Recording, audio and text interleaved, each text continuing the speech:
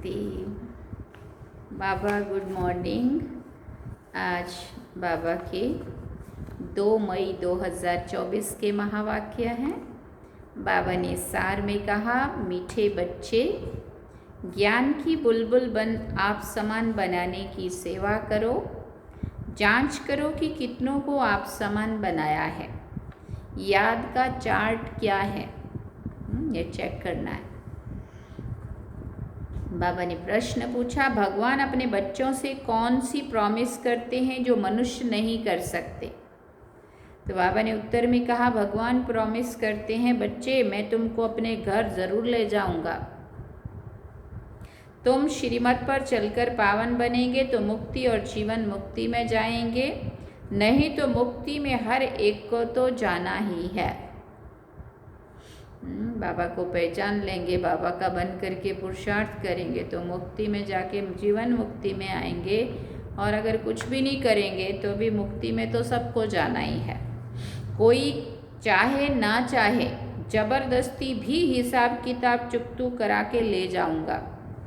बाबा कहते हैं, जब मैं आता हूँ तो तुम सबकी वानप्रस्थ अवस्था होती है, मैं सबको ले जाता हूँ। ओम शांति। बच्चों को अब पढ़ाई पर ध्यान देना चाहिए। जो गायन है सर्वगुण संपन्न 16 कला संपूर्ण, ये सब गुण धारण करने हैं। जांच करनी है हमारे में ये गुण हैं, क्योंकि जो बनते हैं वहाँ ही ध्यान जाएगा तुम बच्चों का। ये है पढ़ने और पढ़ाने पर मतदार। आपने दिल से पूछना है कि हम कितनों को पढ़ाते हैं। संपूर्ण देवता तो कोई बना नहीं है। चंद्रमा जब संपूर्ण हो जाता है तो कितनी रोशनी करता है। यहाँ भी देखा जाता है नंबरवार पुरुषार्थ अनुसार है। ये तो बच्चे भी समझ सकते हैं, टीचर भी समझते हैं। एक एक बच्चे पर नज़र जाती है कि क्या कर रहे हैं, मेरे अर्थ क्या सर्विस कर रहे हैं। सब फूलों को देखते हैं। फूल तो सब हैं, बगीचा है ना। हर एक अपनी अवस्था को जानते हैं, अपनी खुशी को जानते हैं। अतीन्द्रिय सुख जीवन हर एक को अपनी अपनी भासती है। एक तो बाप को बहुत बहुत याद करना है, याद से ही फिर रिटर्न होती है। जब हम बाबा को याद करते हैं, बाबा को हमारी याद पहुंचती है, तो बाबा भी फिर अपने को याद करेंगे। याद से याद पहुंचती है, रिटर्न होती है। फिर बाबा ने कहा, तमो प्रधान से सतो प्रधान बनने के लिए तुम बच्चों को बहुत सहज उपाय बताता हूँ। याद की यात्रा। हर एक अपने दिल से पूछे, हमारे याद का चार्ट ठीक है? चेक करना है। और किसी को आप समान बनाता हूँ, क्योंकि ज्ञान बुलबुल हो ना। कोई पैरट्स हैं, कोई क्या है। तुमको कबूतर नहीं पैरट बनना है। अपने अंदर से पूछना बड़ा सहज है, कहाँ तक हमको बाबा याद है, कहाँ तक अतीन्द्रिय सुख में रहते हैं। मनुष्य से देवता बनना है ना। मनुष्य तो मनुष्य ही है, मेल अथवा फीमेल दोनों देखने में तो मनुष्य ही आते हैं ना। फिर तुम दैवी गुण धारण कर देवता बनते हो। फिर बाबा ने कहा, तुम्हारे सिवाय और कोई देवता बनने वाला नहीं है। यहाँ आते ही हैं दैवी घराने का भांति बनने, दैवी कुल के उस परिवार के भांति सदस्य बच्चे वो बनने।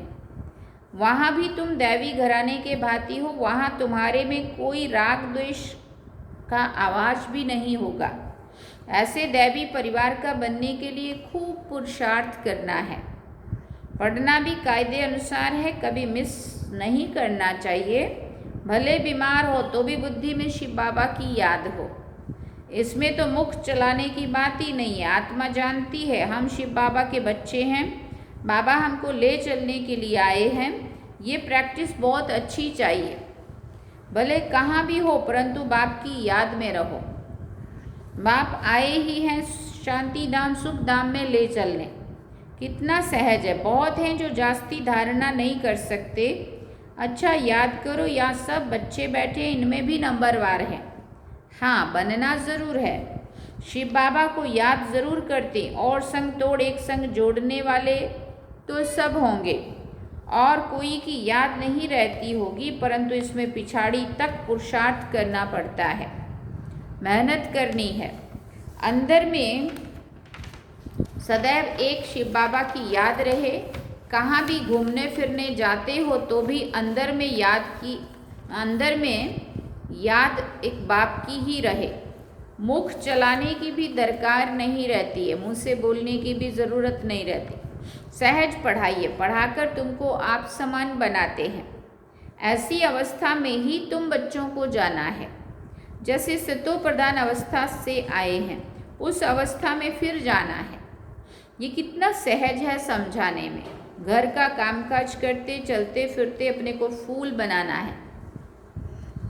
कमजोरियों कमियों को दुर्गुणों को दूर करके फूल बनाना है, गुणवान बनाना है। जांच करनी है हमारे में कोई गड़बड़ तो नहीं है। हीरे का दृष्टांत भी बहुत अच्छा है अपनी जांच करने के लिए। तुम खुद ही मैग्नीफाई ग्लास हो तो अपनी जांच करनी है, मेरे में देह अभिमान रिंचक मात्र भी तो नहीं है। भले इस समय सब पुरुषार्थी हैं, परंतु एम ऑब्जेक्ट तो सामने है ना। तुम्हें सबको पैगाम देना है। बाबा ने कहा था अखबार में भले खर्चा हो, ये पैगाम सबको मिल जाए।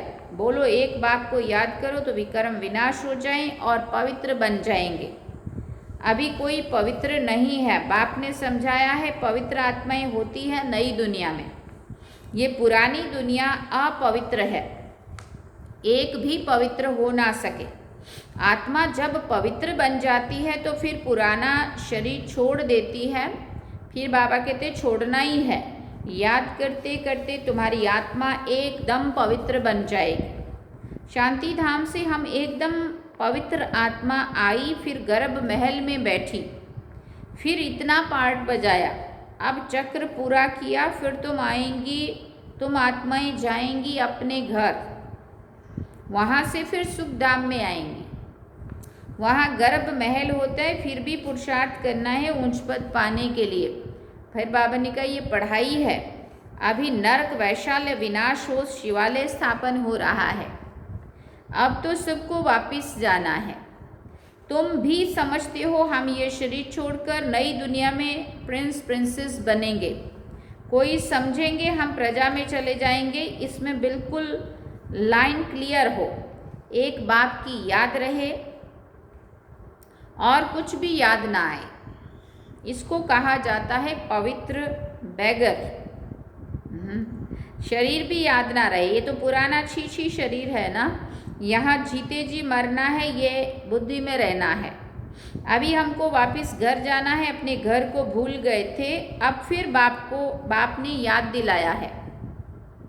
हम सब तो भूल गए थे अपने घर को, बाबा ने आके हमें याद दिलाया। अभी ये नाटक पूरा होता है। बाबा समझाते तुम सब वानप्रस्थी हो। क्यों कहा वानप्रस्थी? क्योंकि सब का अब जाने का समय है, छोटे बड़े जो भी हैं। सारे विश्व में जो भी मनुष्य मात्र है, सबकी इस समय वानप्रस्थ अवस्था है। मैं आया हूँ सभी आत्माओं को वाणी से परे ले जाता हूँ। बाबा कहते हैं अभी तुम छोटे बड़े सबकी वानप्रस्थ अवस्था है। वानप्रस्थी किसको कहा जाता है ये भी तुम बच्चे नहीं जानते थे। ऐसे ही जाकर गुरु करते थे। तुम लौकिक गुरुओं द्वारा आधा कल्प पुरुषार्थ करते आए हो, परंतु ज्ञान कोई में भी नहीं है। अब बाप खुद कहते हैं तुम छोटे बड़े सबकी वानप्रस्थ अवस्था है। मुक्ति तो सबको मिलनी है, छोटे बड़े सब खत्म हो जाएंगे।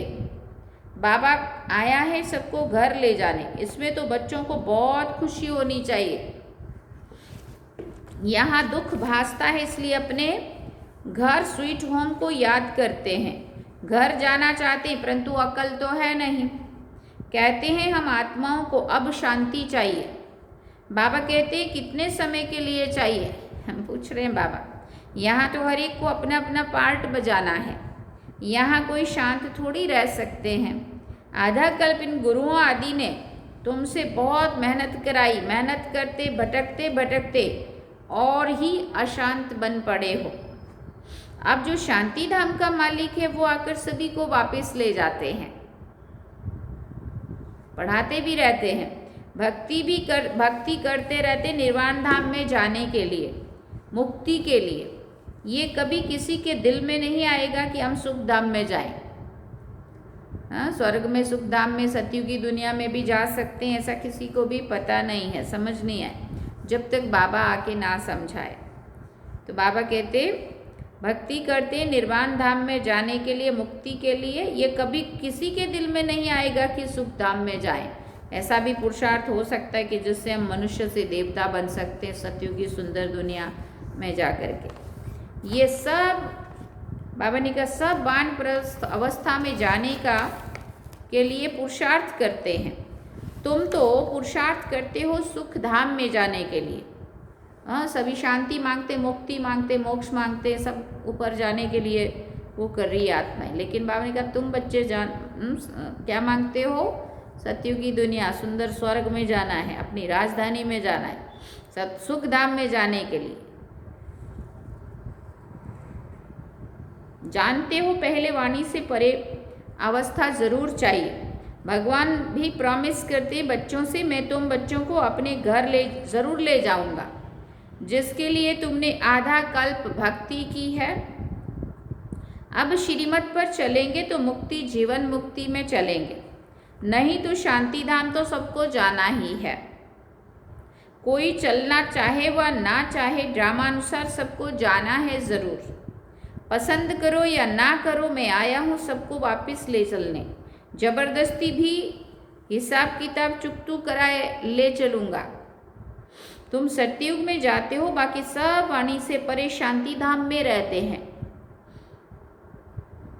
बाबा ने कहा छोड़ेंगे कोई को भी नहीं, नहीं चलेंगे तो भी सजा देकर, मार पीट कर भी ले चलूँगा।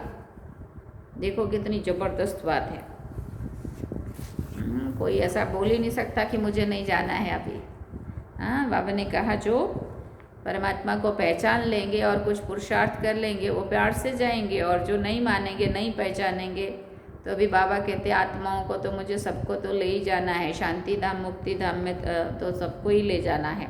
फिर चाहे चाहो या ना चाहो, प्यार से नहीं चलेंगे तो मार पीट कर भी ले चलूँगा। ड्रामा अनुसार पार्टी ऐसा इसलिए अपनी कमाई करके चलना है तो पद भी अच्छा मिलेगा, पिछाड़ी में आने वाले क्या सुख पाएंगे। बाप सबको कहते हैं जाना है ज़रूर, शरीरों को आग लगाए, बाकी सब आत्माओं को ले जाऊंगा। आत्माओं को ही मेरे साथ साथ चलना है। फिर बाबा ने कहा मेरी मत पर सर्वगुण संपन्न 16 कला संपूर्ण बनेंगे तो पद भी अच्छा मिलेगा। तुमने बुलाया है ना कि आकर हमको सबको मौत दो। अब मौत आया कि आया, बचना किसी को भी नहीं है। छी शरीर रहने नहीं है, बुलाया ही है, वापस ले चलो। तो अब बाप कहते बच्चे इस छी दुनिया से तुमको वापस ले चलूँगा। तुम्हारा यादगार भी खड़ा है, दिलवाड़ा मंदिर भी है ना, दिल लेने वाले का मंदिर। आदिदेव भी बैठा है, शिव बाबा भी है, बाप दादा दोनों ही हैं। इनके शरीर में बाबा विराजमान है। तुम वहाँ जाते हो तो आदिदेव को देखते हो, तुम्हारी आत्मा जानती है ये तो बाप दादा बैठे हैं। इस समय तुम जो पार्ट बजा रहे हो उनकी निशानी यादगार खड़ा है। महारथी घोड़े सवार प्यादे भी हैं, वो है जड़ और ये है चैतन्य। ऊपर में फिर वैकुंठ भी है। तुम मॉडल देख कर आते हो कैसा दिलवाड़ा मंदिर है, तुम तो जानते हो कल्प कल्प ये मंदिर बनता है ऐसे ही, जो तुम जाकर देखेंगे। कोई कोई मूंछ पड़ते हैं, ये सब पहाड़ियाँ आदि टूट फूट गई फिर बनेंगी।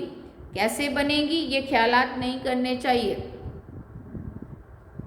अभी तो स्वर्ग भी नहीं है, फिर वो भी कैसे आएगा।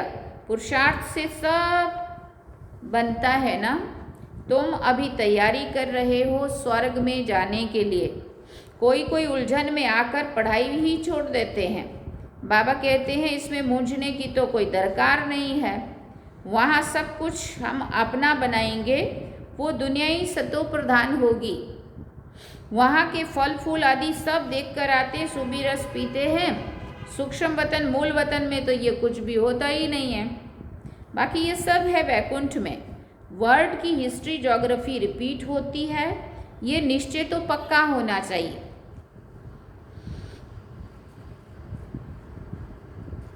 फिर बाबा ने कहा बाकी किसी की तकदीर में नहीं है तो कहेंगे ये कैसे हो सकता है। हीरे जवाहरात जो अभी देखने में ही नहीं आते वो फिर कैसे होंगे, पूज्य कैसे बनेंगे। बाबा कहते हैं ये खेल बना हुआ है पूज्य और पुजारी का। हम सो ब्राह्मण क्षत्रिय ब्राह्मण देवता क्षत्रिय डैश डैश।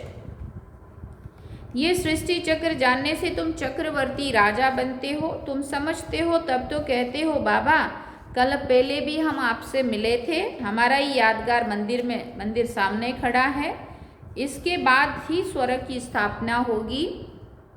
ये जो तुम्हारे चित्र हैं इनमें कमाल है, कितना रुचि से आकर देखते हैं। सारी दुनिया में कहाँ भी कोई ने देखा नहीं है और ना कोई ऐसा चित्र बनाकर ज्ञान दे सकते हैं, कॉपी कर ना सके। ये चित्र तो खजाना है जिससे तुम पद्मापदम भाग्यशाली बनते हो। फिर बाबा ने कहा तुम समझते हो हमारे कदम कदम में पदम है। पढ़ाई का कदम जितना योग रखेंगे, जितना पढ़ेंगे उतना पदम जमा होता जाएगा, कमाई होती जाएगी। एक तरफ माया भी फुल फोर्स में आएगी। तुम इस समय बाबा ने कहा तुम इस समय ही श्याम सुंदर बनते हो। सतयुग में तुम सुंदर थे, गोल्डन एज। कलयुग में हो श्याम, आयरन एज। हर एक चीज ऐसे होती है। यहाँ तो धरती भी कल राठी है, वहां तो धरती भी फर्स्ट क्लास होगी।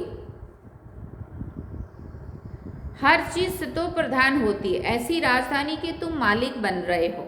फिर बाबा ने कहा अनेक बार बने हो, ऐसे भी फिर भी ऐसी राजधानी के मालिक बनने का पूरा पुरुषार्थ करना चाहिए। पुरुषार्थ बिगर प्रारब्ध कैसे पाएंगे। फिर बाबा ने कहा तकलीफ कोई नहीं है। मुरली छपती है, आगे चलकर लाखों करोड़ों की अंदाज में छपेंगे। ये बाबा ने तब कहा था 69 के पहले, और अभी वो लाखों ही छप रही है। बच्चे कहेंगे जो कुछ पैसे हैं वो यज्ञ में लगा दे, रख कर क्या करेंगे, आगे चलकर देखना क्या क्या होता है। विनाश की तैयारियां भी देखते रहेंगे, रिहर्सल होती रहेगी, फिर शांति हो जाएगी। बच्चों की बुद्धि में सारा ज्ञान है तो बड़ा सहज, सिर्फ बाप को याद करना है। अच्छा, मीठे मीठे सिकिल दे बच्चों प्रति माता पिता बाप दादा का याद प्यार और गुड मॉर्निंग। रूहानी बाप की रूहानी बच्चों को नमस्ते। हम रूहानी बच्चों की रूहानी माता पिता बाप दादा को दिल व जान सिकवा प्रेम से याद प्यार, गुड मॉर्निंग, नमस्ते, थैंक यू बाबा, शुक्रिया बाबा। अब धारणा के लिए मुख्य सार है। पहला पॉइंट, इस शरीर को भी भूल पूरा पवित्र बैगर बनना है। लाइन क्लियर रखनी है, बुद्धि में रहे अब नाटक पूरा हुआ, हम जाते हैं अपने स्वीट होम। दूसरा पॉइंट, पढ़ाई के हर कदम में पदम है, इसलिए अच्छी तरह से रोज पढ़ना है। देवता घराने का भांति बनने का पुरुषार्थ करना है। अपने आप से पूछना है कि हमें अतीन्द्रिय सुख कहाँ तक भासता है। भासता है माना अनुभव होता है, खुशी रहती है, ऐसा चेक करना है। वरदान में बाबा ने कहा बुद्धि के साथ और सहयोग के हाथ द्वारा मौज का अनुभव करने वाले खुश नसीब आत्मा भव। बुद्धि के साथ और सहयोग के हाथ द्वारा मौज का अनुभव करने वाले खुश नसीब आत्मा भव। अब सुनते हैं इसका विस्तार। जैसे सहयोग की निशानी हाथ में हाथ दिखाते हैं, ऐसे बाप के सदा सहयोगी बनना, यह है हाथ में हाथ और सदा बुद्धि में से साथ रहना, अर्थात मन की लगन एक में हो। सदा यही स्मृति रहे कि गॉडली गार्डन में हाथ देकर साथ चल रहे हैं। इससे सदा मनोरंजन में रहेंगे, सदा खुश और संपन्न रहेंगे। ऐसी खुशनसीब आत्मा ही सदा मौज का अनुभव करती रहती हैं। स्लोगन में बाबा ने कहा, दुआओं का खाता जमा करने का साधन है संतुष्ट रहना और संतुष्ट करना। दुआओं का खाता जमा करने का साधन क्या बताया बाबा ने? संतुष्ट रहना और सबको संतुष्ट करना। अच्छा, ओम शांति। सार में बाबा ने कहा, मीठे बच्चे, ज्ञान की बुलबुल का बन आप समान बनाने की सेवा करो। जांच करो कि कितनों को आप समान बनाया है। फिर बाबा ने कहा, याद का चार्ट रखना है। अच्छा, ओम शांति। ये थे आज के बाबा के महावाक्य जो हम सब ने सुने। अब हम चलते हैं बाबा की याद में। चलिए।